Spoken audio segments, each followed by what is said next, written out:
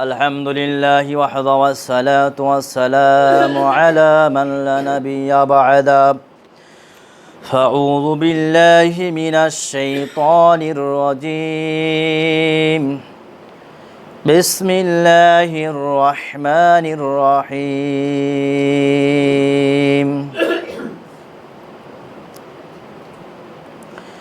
ومن الناس من يأكل آمنا بالله وباليوم الآخر وما هم بمؤمنين أو كما قال تعالى إنه من يشرك بالله فقد حرم الله عليه الجنة ومأواه النار وما للظالمين من أنصار عن معاذ بن جبل رضي الله تعالى عنه قال رسول الله صلى الله عليه وسلم قال لي رسول الله صلى الله عليه وسلم لا تشرك بالله شيئا وإن قتلت وحرقت الحمد لله যাবতীয় প্রশংসা জ্ঞাপন করছি সে মহান রাব্বুল আলামিনের নিকটে,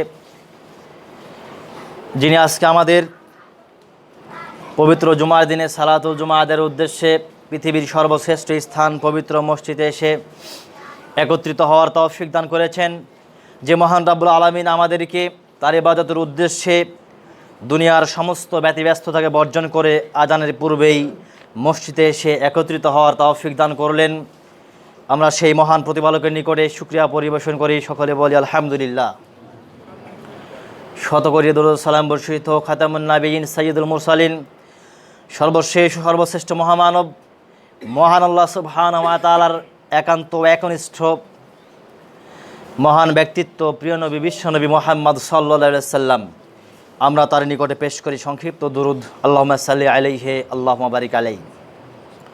সম্মানিত উপস্থিত, আজকে আমরা জুমার খুতবায় যে বিষয়টি নিয়ে আলোচনা পেশ করতে চাই এর শিরোনাম হচ্ছে ঈমান কি এবং ঈমান ভঙ্গের কারণসমূহ।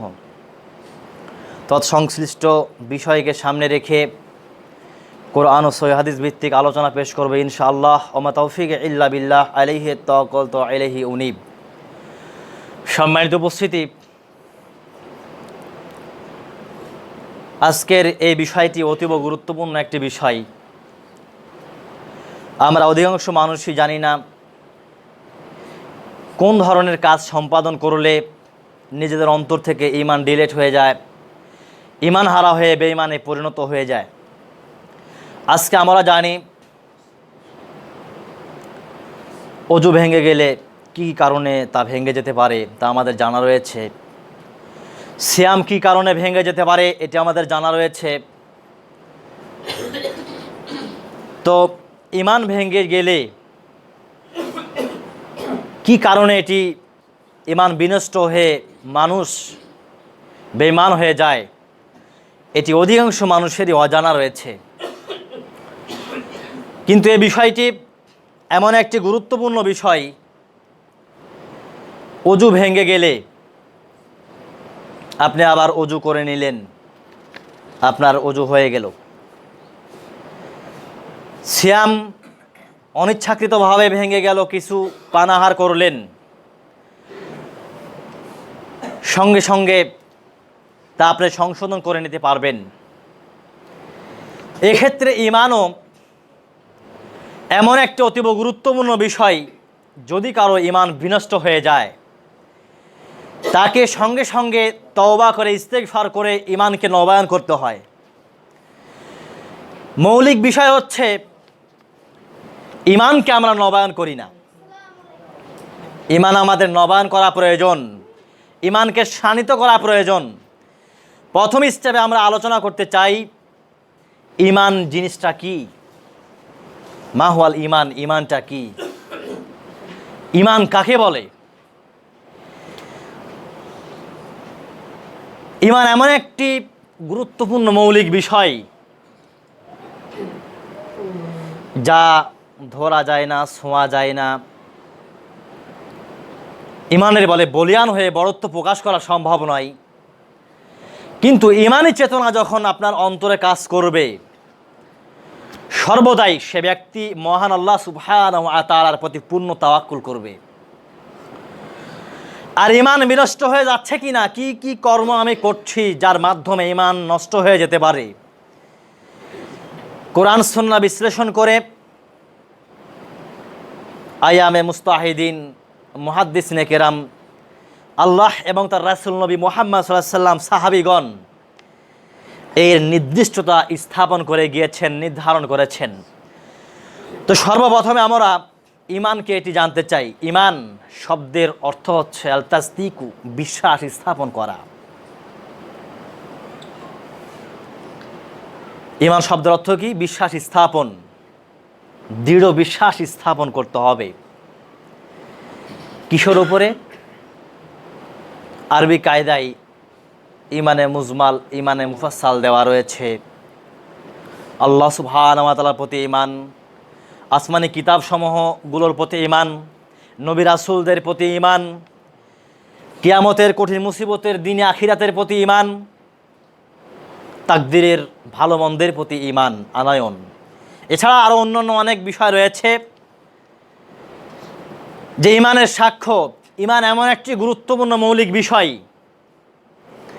ইমান আনয়নের পূর্বেই যাবতীয় অন্যায় অপকর্ম, জেনা, ব্যভিচার, নাচ গান, ইমান বিধ্বংসী কর্মকাণ্ডগুলোকে আগে বর্জন, তারপরে ইমান আনায়ন। সূরাতুল বাকারা 256 নং আয়াত আপনারা যদি পড়েন পেয়ে যাবেন। আল্লাহ সুবহানাহু ওয়া তাআলা বলছেন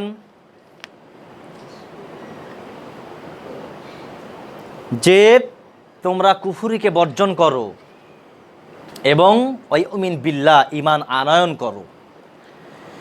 আগে দুনিয়াবী জীবন পরিচালনার ক্ষেত্রে ইমান বিধ্বংসী কর্মকাণ্ডগুলো, আল্লাহ এবং তার রাসূলের দেখানো নির্দেশের বাইরে যতগুলো কর্মকাণ্ড রয়েছে সব কিছু ইমান ও ইসলাম বিধ্বংসী কর্মকাণ্ড। তো এই কর্মকাণ্ডগুলোকে আগে আপনাকে বর্জন করতে হবে, ইজতেনাব করতে হবে। তারপরে ওয়ায়ুমিন বিল্লাহ, ইমান আনয়ন করতে হবে। তো আল্লাহ সুবহানাহু ওয়া তাআলা সূরাতুল বাকারার 8 নং আয়াতে স্পষ্ট করেছেন, ওয়া মিনান নাসি মান ইয়াকুলু আমান্না বিল্লাহি ওয়া বিল ইয়াউমিল আখির ওয়া মা হুম বিমুমিনিন। মহান আল্লাহ সুবহানাহু ওয়া তাআলা বলছেন,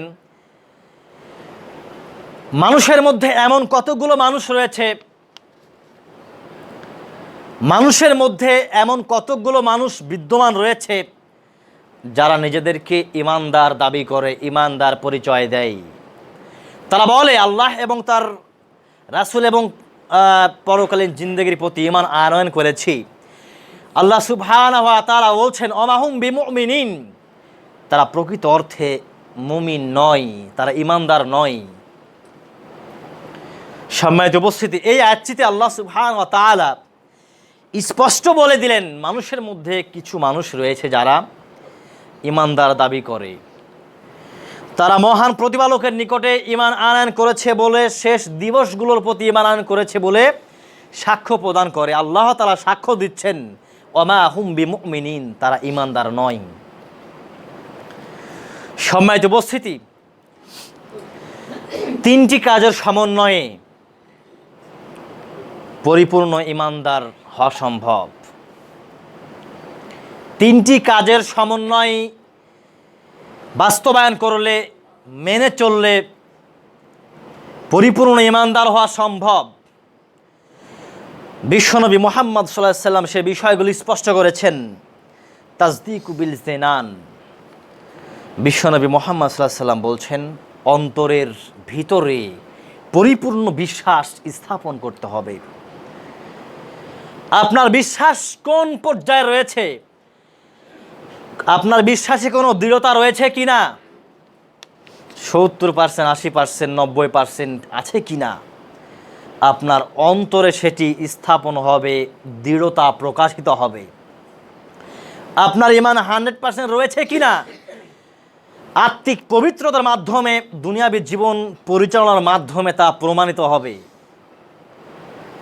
এক নাম্বার গেল কি, ইমানকে পরিপূর্ণভাবে, ইমানকে শানিত করার জন্য সমন্বয়মূলকভাবে ইমানকে 100% সম্পাদন করার ক্ষেত্রে 3টি স্টেপ। এক নাম্বার তাসদিকু বিল জিনান, অন্তরে দৃঢ় বিশ্বাস স্থাপন করা।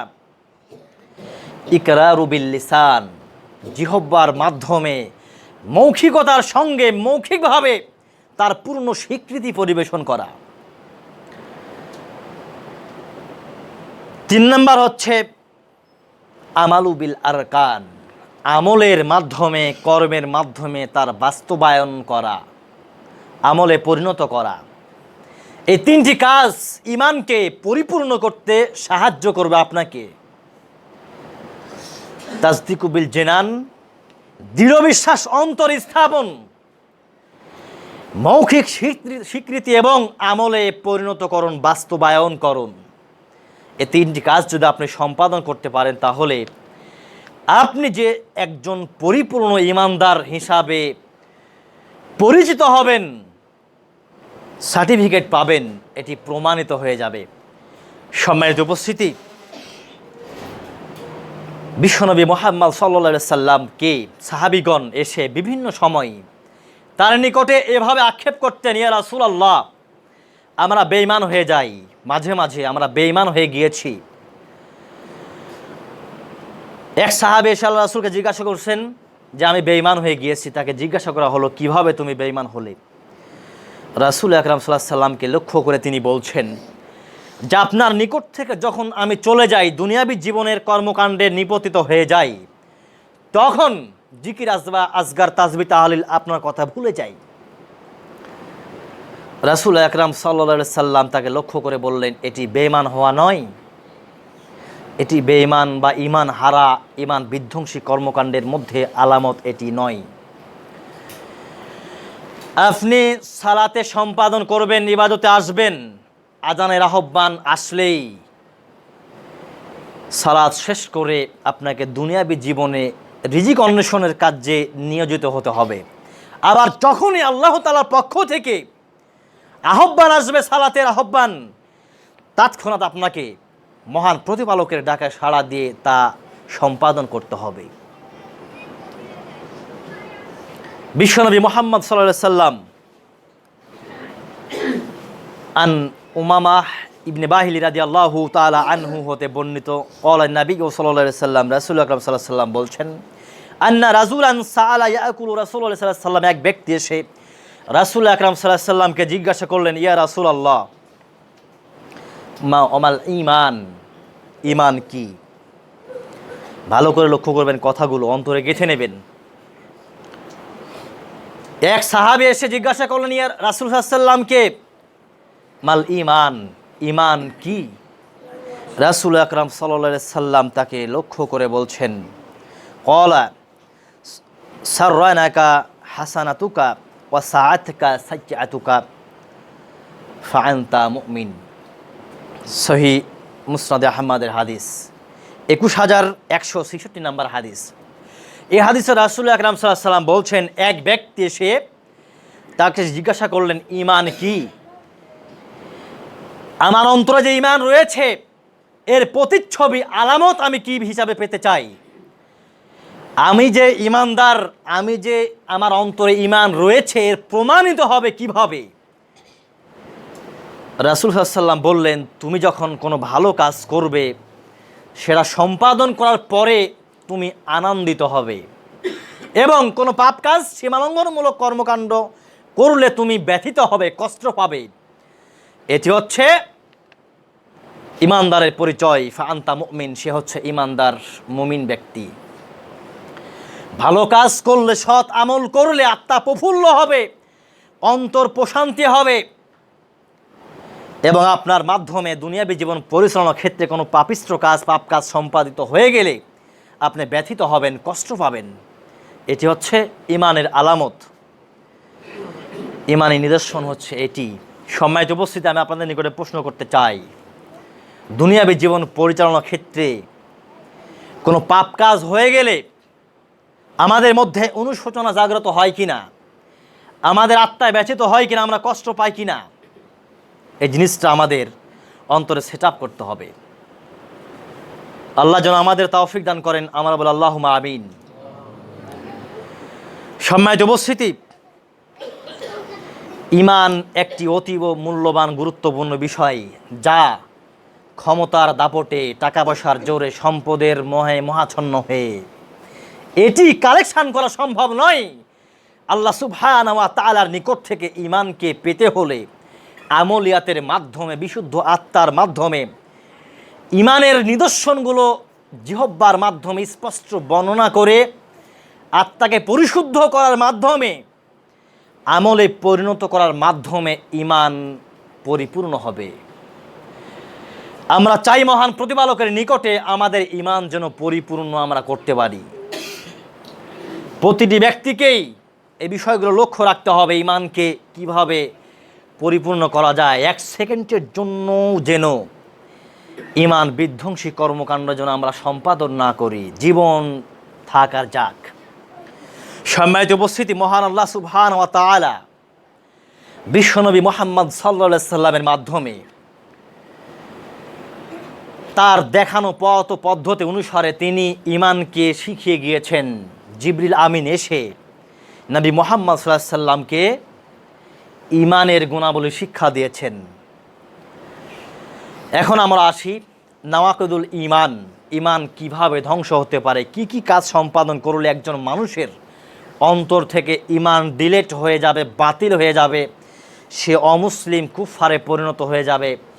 কি কি কাজ করলে, আপনার মাধ্যমে কি কি কাজ সম্পাদন হলে আপনার ঈমান অন্তর থেকে ডিলেট হয়ে যাবে, এগুলো আমাদের অবশ্যই অতীব গুরুত্ব প্রদান করে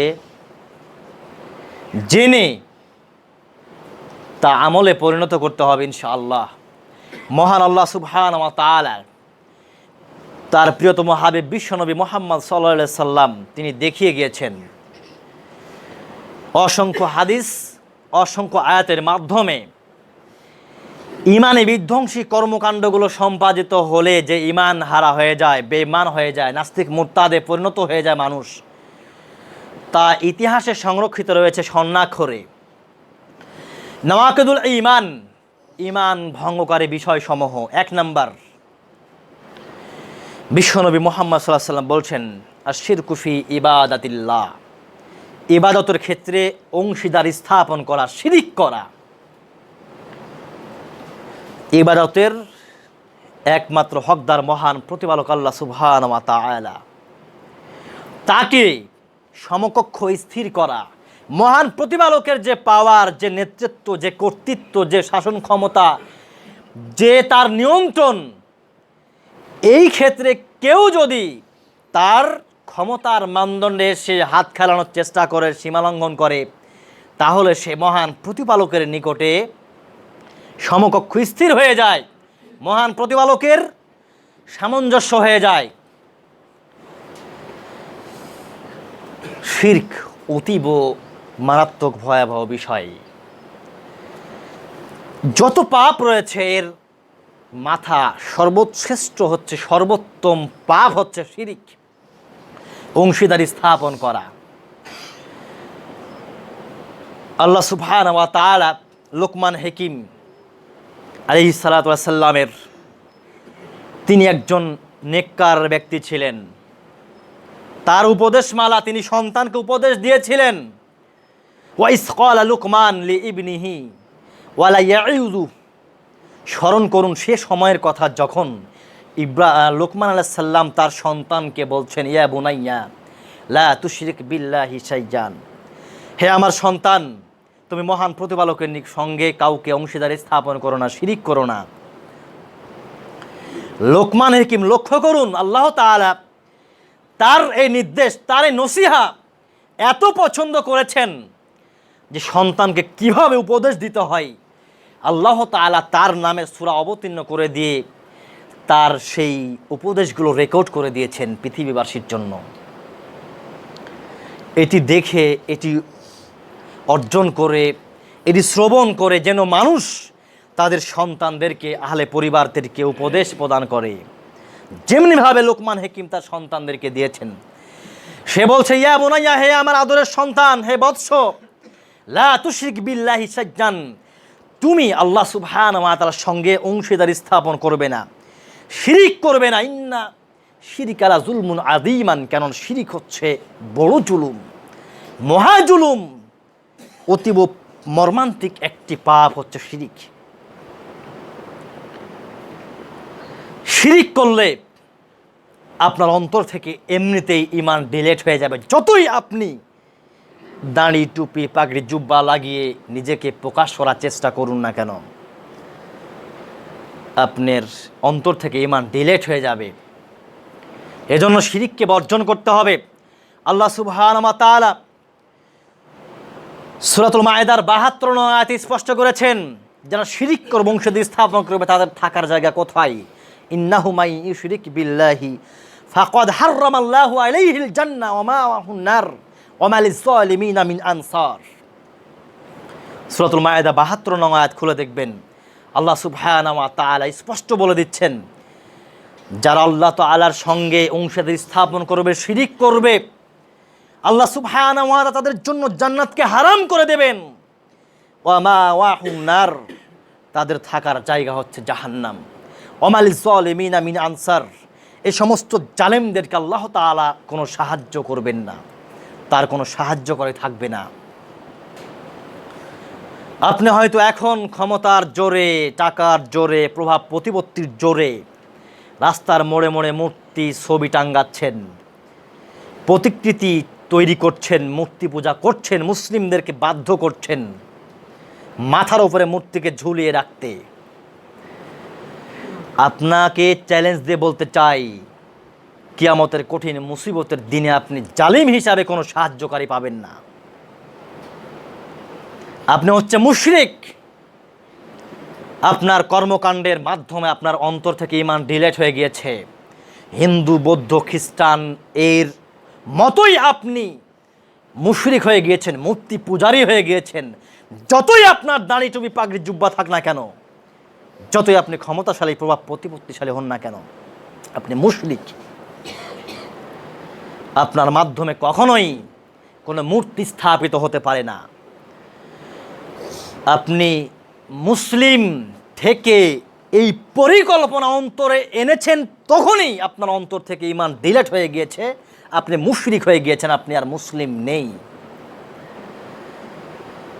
ব্যক্তিগতভাবে আপনি যদি একজন মানুষকে, একজন নেতাকে অন্তরে রাখেন, তার ছবি অন্তরে ঝুলিয়ে রেখেছেন, তাকে মহব্বত করেন, ভালোবাসা যদি করেন, আপনার নেতা আদর্শিক নেতা, তার ছবি যদি আপনি অ্যালবামে করে রেখে দেন শোকেসে, তবু আপনি মুশরিক।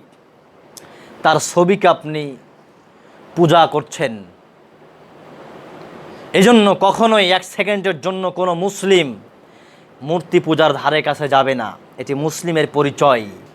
মুসলিম তাকেই বলে সে জীবনের প্রতিটি সেক্টরে সে থাকবে আত্মসমর্পণকারী। মুসলিম শব্দের অর্থ আত্মসমর্পণকারী। মহান আল্লাহ সুবহানাহু ওয়া তাআলা এই জন্যই বলেছেন, ইয়া আইয়ুহাল্লাযীনা আমানুত্তাকুল্লাহা হাক্কা তুকাতিহি ওয়া লা তামুতুন্না ইল্লা ওয়া আনতুম মুসলিমুন।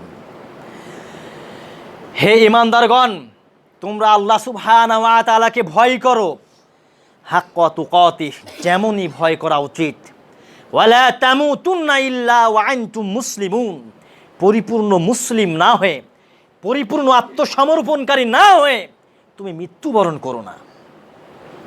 তাহলে কত মারাত্মক কথা আল্লাহ তাআলা বললেন। ঈমানদারদের ডেকে প্রথমে বললেন যে তুমি পরিপূর্ণ আত্মসমর্পণকারী মুসলিম না হয়ে তুমি মৃত্যুবরণ করো না। মৃত্যুবরণ কার, কখন, কোথায় হবে, এটি তো আমাদের কারো হাতে নেই। কার হাতে রয়েছে? মহান আল্লাহ সুবহানাহু ওয়া তাআলার হাতে রয়েছে। এজন্য সর্বদাই আপনাকে পরিপূর্ণভাবে আত্মসমর্পণকারী মুসলিম হিসাবে জীবনযাপন করতে হবে। ঈমান ভঙ্গের ১ নম্বর কারণ কি গেল? শিরিক করা। কেননা এটি বড় জুলুম, তার জন্য জান্নাত হারাম, তার স্থান কোথায়? জাহান্নাম।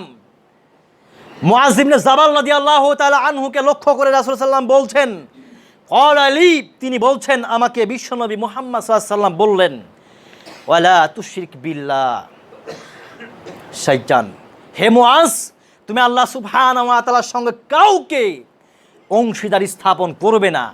ওয়াইন কুতিলতা ওয়া হুররিকতা, যদি তোমাকে হত্যা করা হয়, যদি তোমাকে জ্বালিয়ে পুড়িয়ে ছারখার করে দেওয়া হয়। বিশ্বনবী মুহাম্মদ সাল্লাল্লাহু আলাইহি সাল্লাম স্পেশালি মুআয ইবনে জাবালকে বলছেন যে তুমি আল্লাহর সঙ্গে অংশীদার স্থাপন করবে না, যদিও তোমাকে হত্যা করা হয়, জ্বালিয়ে পুড়িয়ে ছারখার করে দেওয়া হয়। সম্মানিত উপস্থিতি, এটি থেকে আপনি কি বুঝতে পারলেন? এটিও মুসনাদ আহমদের হাদিস। জীবন যদি চলে যায়, কোনো মূর্তি পূজারী, কোনো মাজার পূজারী, কোনো কবর পূজারী, কোনো নেতানেত্রী পূজারী, কোনো তন্ত্রমন্ত্রওয়ালা, কোনো তাগুতের পা চাটা গোলাম, কোনো দাদা বাবুদের পা চাটা গোলাম যারা রয়েছে, তাদের এক সেকেন্ডের জন্য তাদেরকে আমরা মানি না, কেননা আমরা মুসলিম। তাদের অন্যায় কাজে কখনোই আমরা আমাদের পদগমন করব না, আমরা কর্মকাণ্ড চালাবো না। যখনই একজন নেতা বলছে তাকে দুনিয়া থেকে বিদায় করে দিয়ে আসো, মেরে ফেলছেন, তার কি অবস্থা হবে সেদিনের জন্য প্রস্তুত হয়ে যান। প্রতিটি দায়িত্বশীলকে মহান প্রতিপালকের কাঠগড়ায় দাঁড়াতে হবে, তার দায়িত্ব বুঝিয়ে দিতে হবে। সেদিন কোনো ক্ষমতা, কোনো ঘুষ, কোনো তন্ত্রমন্ত্র দিয়ে কাউকে সেদিন খুঁজে পাওয়া যাবে না। এজন্য আমাদের ইখলাসকে অন্তরে সেট আপ করতে হবে, অন্তরকে বিশুদ্ধ করতে হবে। অন্তরে কাকে আপনি রেখেছেন? যদি কোনো মানুষকে কোনো মানুষ অন্ধ অনুসরণ করতে চায়, সে একমাত্র কেবলমাত্র শুধুমাত্র প্রিয় নবী মুহাম্মদ সাল্লাল্লাহু আলাইহি সাল্লাম, তাকেই অন্ধ অনুসরণ আপনাকে করতে হবে। তার নির্দেশ মোতাবেক আপনাকে আপনার জীবন পরিচালনা করতে হবে। সম্মানিত উপস্থিতি, 1 নম্বর শিরকু বিল্লাহ, আল্লাহর সঙ্গে অংশীদার স্থাপন করা। জীবনও যদি যায়, আপনি আরও অনেক উদাহরণ রয়েছে শিরকের। ভণ্ড মাজার পূজারীরা মাজারে যাচ্ছে, আমরা যাই না, এরপরেও আমরা শিরিক করছি দেদারসে।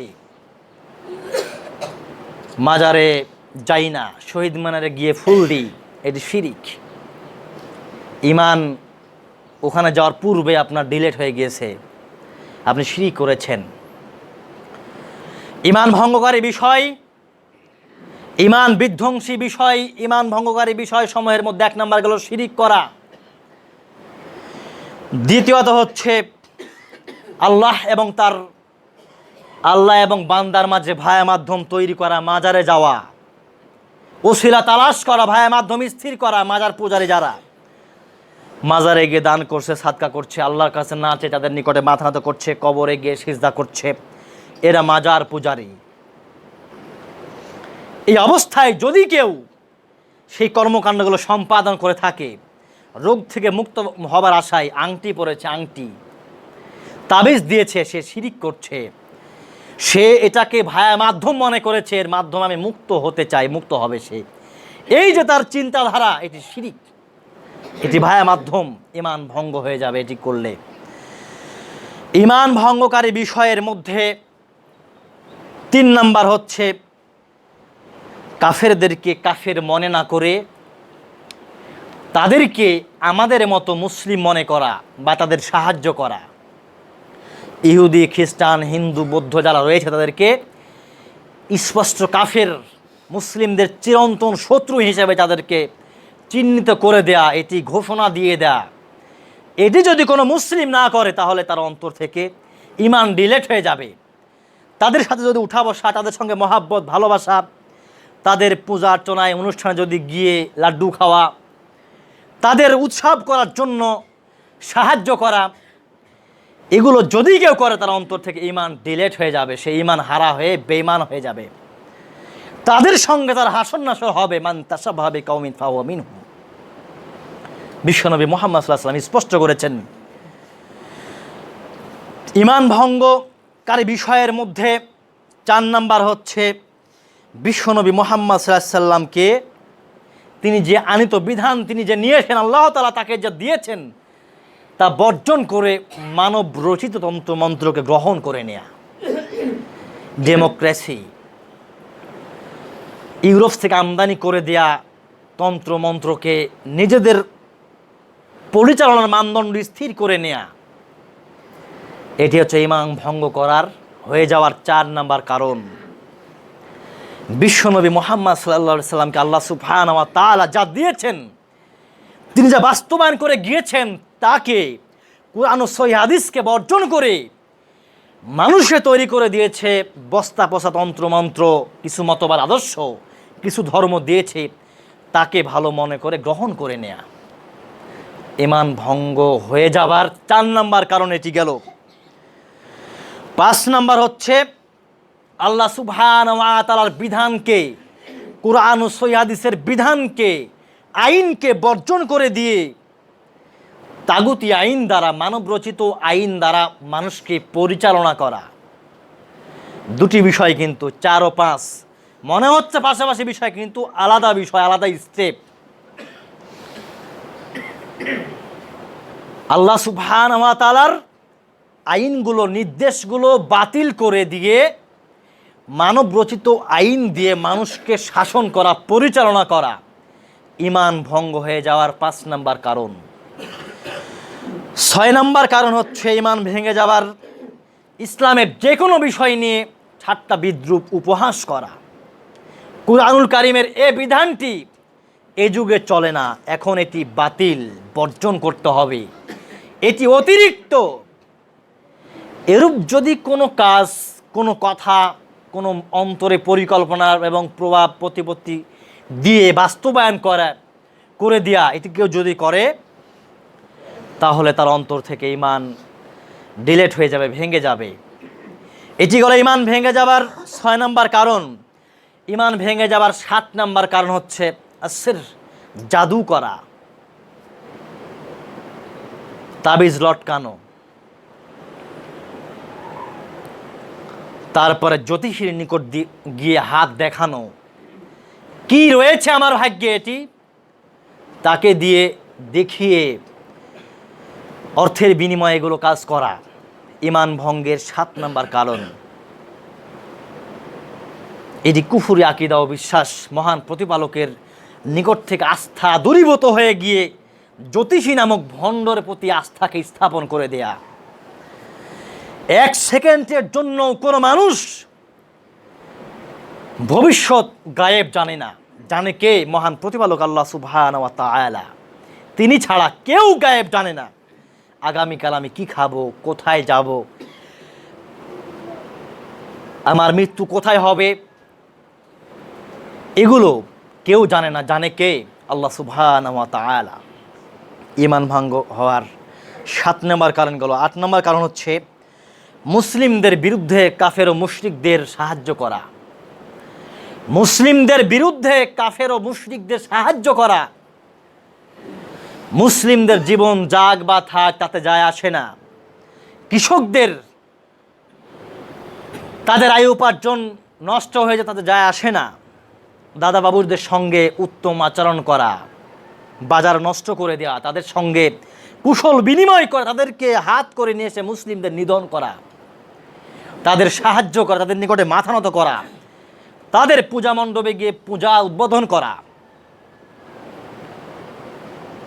এগুলো যদি কেউ করে তাহলে সে ঈমান ভঙ্গকারী কাফেরে পরিণত হয়ে যাবে, মুশরিক হয়ে যাবে। ঈমান ভঙ্গ হওয়ার 8 নম্বর কারণ এটি গেল। এরপরে 9 নম্বর হচ্ছে কাউকে ইসলামী শরীয়তের ঊর্ধ্বে মনে করা। ইসলামী শরীয়ত, কোরআন ও সুন্নাহ একটি পরিপূর্ণ আদর্শ, পরিপূর্ণ জীবন ও বিধান। আল্লাহ সুবহানাহু ওয়া তাআলা কমপ্লিট কোড অফ লাইফ দিয়েছেন কোরআনুল কারীমকে, ইসলামকে। ইন্নাদ-দীনা ইনদাল্লাহিল ইসলাম। ইসলাম একটি পরিপূর্ণ জীবন বিধান, যেখান থেকে 1 সেকেন্ডের জন্য কিছু প্রবেশ করার কারো অধিকার নেই, কিছু ঢুকানোর অধিকার নেই। কমপ্লিটলি একটি বিল্ডিং, যে বিল্ডিং তৈরি করতে গিয়ে কোনো জায়গায় একটু ফাঁক ফোকর রাখা হয় নাই, এটি হচ্ছে ইসলাম। এই মসজিদ থেকে যদি একটি স্মরণের ইট কেউ লাগাতে চায়, তাহলে একটা ইট এখান থেকে খসাতে হবে, ভেঙে ফেলতে হবে, তারপরেই এখানে এই ইটটি সেট আপ করা যাবে। ইসলাম হচ্ছে এটি। ইসলাম পরিপূর্ণ। এখানে কিছু কোনো তন্ত্রমন্ত্র ঢুকানো বা ইসলামী বিধানকে শরীয়তকে অবমূল্যায়ন করা, বের করার শক্তি, সাহস, ক্ষমতা আল্লাহ তাআলা কাউকে দেন নাই। কেননা তা বিশ্বনবী মুহাম্মদ সাল্লাল্লাহু আলাইহি ওয়াসাল্লামের মাধ্যমে পরিপূর্ণ করে দিয়েছেন। সম্মানিত উপস্থিতি, সূরাতুল মায়েদার ৩ নং আয়াতের মাঝে আল্লাহ বলেছেন, আল ইয়াউমা আকমালতু লাকুম দীনাকুম ওয়া আতমামতু আলাইকুম নি'মাতি ওয়া রাদিতু লাকুমুল ইসলামা দীনান। কিয়ামত বিদায় হজের ভাষণ আল্লাহ তাআলার নিকটে বিশ্বনবী মুহাম্মদ সাল্লাল্লাহু আলাইহি ওয়াসাল্লামের নিকটে এই আয়াতটি অবতীর্ণ করে দিয়ে তাকে ইসলাম তার জন্য মনোনীত করে দিয়েছেন, বিধিবদ্ধ করে দিয়েছেন। সম্মানিত উপস্থিতি, এরপর ঈমান ভঙ্গ হয়ে যাওয়ার 10 নম্বর কারণ আল্লাহ তাআলার দ্বীন থেকে বিমুখ হওয়া, কোরআন সুন্নাহর শিক্ষাকে বর্জন করে দিয়ে দুনিয়াবী শিক্ষার প্রতি আকৃষ্ট হয়ে যাওয়া, তা অর্জন করা। এছাড়াও এই মোট 10টি ঈমান ভঙ্গকারী মৌলিক কারণ, এর পাশাপাশি আরও অনেক কারণ রয়েছে যে কার্যক্রমগুলো সম্পাদন করলে একজন মানুষ, একজন ঈমানদার, তার অন্তর থেকে ঈমান আলটিমেটলি ডিলেট হয়ে যাবে। সে দেখতে পাবে না, সে বুঝতে পারবে না, তার অনুশোচনায় আসবে না, সে যদি পূর্ণ ঈমানকে নবায়ন না করে। সম্মানিত উপস্থিতি, ঈমান ভঙ্গকারী বিষয় সময়ের মধ্যে আরও একটি বিষয় ফুকাহায়ে কেরাম এনেছেন, মূর্তি তৈরি করা, ভাস্কর্য নির্মাণ করা, তাতে সিজদা করা, তাতে নমনম করা, তাতে নত হওয়া, তাকে কল্যাণমূলক ব্যক্তি সে ছিল বলে মানুষের নিকটে প্রচার করা, চ্যালেঞ্জ ছুড়ে দেয়া, মূর্তি তৈরি করা হবে, কোনো মোল্লা মৌলবি বাধা দিতে পারবে না। এই কথা বলা মাত্রই তার অন্তর থেকে ঈমান ডিলেট হয়ে গিয়েছে, সে নাস্তিক, মুরতাদ, ইহুদি, খ্রিস্টান ও কুফফারে পরিণত হয়ে গিয়েছে। সম্মানিত উপস্থিতি, বাস্তবিক বিষয়, বাস্তবতার আলোকে যদি আমরা বিশ্লেষণ করি তাহলে পেয়ে যাব ঈমান ভঙ্গকারী বিষয় যেগুলো আমি বললাম প্রতিটি আমরা বাস্তবায়ন করে চলেছি দুনিয়ার স্বার্থে। দুনিয়ার জীবন আপনার পরিপূর্ণ জীবন নয়, আপনাকে চিরন্তন স্বীকৃতি প্রদান করতে হবে, বিশ্বাস করতে হবে এই দুনিয়ার জীবন অস্থায়ী জীবন, পরকালীন জিন্দেগি আপনার জন্য স্থায়ী জীবন। অস্থায়ী জিন্দেগিতে থেকে জীবনও যদি যায়, ঈমান হারানো যাবে না স্থায়ী জীবনের আশায়। পরকালীন জিন্দেগিতে চিরন্তন চিরস্থায়ী মুক্তি পাওয়ার আশায় অস্থায়ী জিন্দেগিকে লাথি মেরে বর্জন করতে হবে। এটি হচ্ছে ঈমানদারদের ঈমানী চেতনার বহিঃপ্রকাশ। এটি প্রতিটি মানুষকে সম্পাদন করতে হবে। এটি ঈমানী তেজ, এটি ঈমানী স্বাদ, এটি ঈমানী আকাঙ্ক্ষা, এটি ঈমানী চেতনা। ঈমান যেখানে গেলে বিসর্জন হবে, গান বাজনা চলছে, দাওয়াত দিয়েছে, ঈমানী চাহনি, ঈমান বলছে তাকে বর্জন করুন। আপনি বর্জন না করে সমানে চালাইতেছেন, খাইতেছেন, ঈমান বিন্দু পরিমাণ অন্তর নেই, এর মাধ্যমে প্রমাণিত হয়। তাআওয়ানু আলাল বিররি ওয়াত তাকওয়া ওয়া তাআওয়ানু আলাল ইসমি ওয়াল উদওয়ান। সৎ নেক কাজের দিকে তোমরা ধাপিত হও, সাহায্য সহযোগিতা করো, পাপ কাজের দিকে তোমরা ধাপিত হও না, বর্জন করো। সম্মানিত উপস্থিতি, ঈমান ভঙ্গকারী বিষয়গুলো নিয়ে আমরা আজকে সংক্ষিপ্তভাবে কিছু গুরুত্বপূর্ণ কথা বললাম।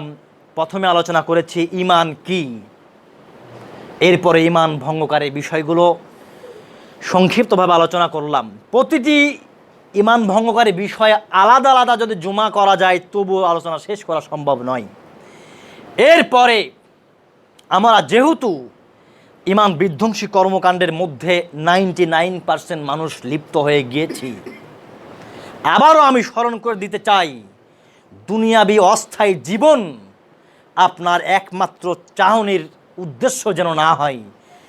একমাত্র সফলকাম হবার আশায় তাকওয়া অর্জন অন্তরে সেট আপ করে পরকালীন জিন্দেগিতে সফলকাম হবার চিন্তা চেতনা যেন অন্তরে ধারণ করতে পারি, এই মনোবাসনাই যেন থেকে থাকে অন্তরে।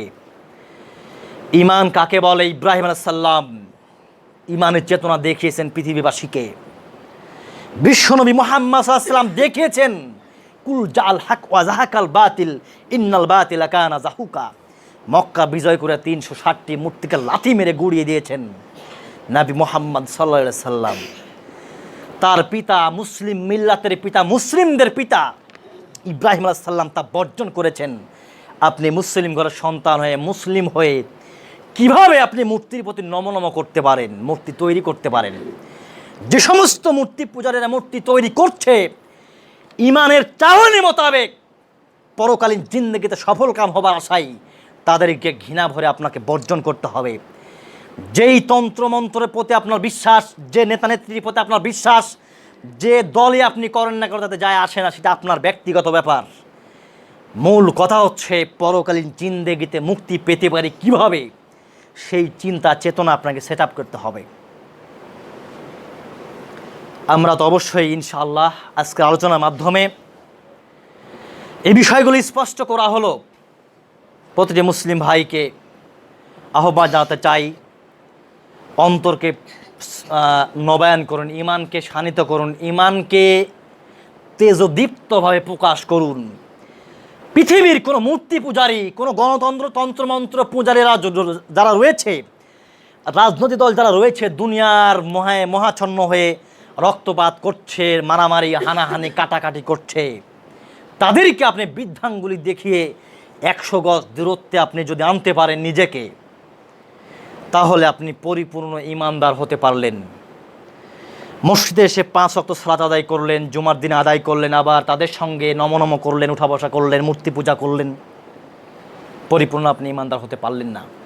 এজন্য শেষ অংশে আমি এসে দীপ্ত কণ্ঠে আহ্বান জানাতে চাই, আমার আলোচনা যে যেখান থেকে শুনছেন ইনশাআল্লাহ অন্তরকে নবায়ন করুন। আলোচনা শ্রবণ করে রাগ ঢাক না করে মুসলিম হওয়ার নিমিত্তে, পরিপূর্ণ আত্মসমর্পণকারী হওয়ার নিমিত্তে আমরা সকলেই বিষয়গুলোকে বিচার বিশ্লেষণ করে নিরপেক্ষভাবে যেন আমাদের অন্তরকে পরিশুদ্ধ করতে পারি, ইমানকে নবায়ন করতে পারি, ইমান ভঙ্গকারী বিষয় যেন আমরা সম্পাদন না করি। জীবনও যদি যাক, পৃথিবীর পুরো শক্তি, তাগুতি শক্তি, ইহুদি খ্রিস্টানরা সকলেই আপনাকে দুনিয়া থেকে বিদায় করে দেওয়ার অপচেষ্টা চালাক, তাদের সঙ্গে মাথা নত আপনি করবেন না। তাহলে আপনার অন্তরে, আপনার শরীরে ইব্রাহিমী রক্ত বিদ্যমান রয়েছে বলে জানা যাবে। নবী মুহাম্মদ সাল্লাল্লাহু আলাইহি সাল্লামের আদর্শ আপনি বাস্তবায়ন করেছেন বলে তা প্রমাণিত হবে। আল্লাহ যেন আমাদেরকে সে তৌফিক দান করেন। সকলে বলে আল্লাহুম্মা আমিন। আবার বলে আল্লাহুম্মা আমিন।